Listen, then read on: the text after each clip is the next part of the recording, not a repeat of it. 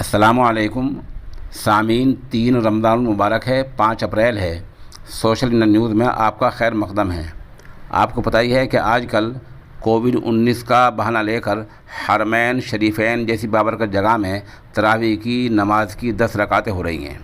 इन 10 रकातों पर उम्मुल मदारिस दारुल देवबंद ने तशवीश का इजहार किया है। और तशवीश की बात इसलिए है कि 10 रकातें न उधर की हैं न उधर की हैं।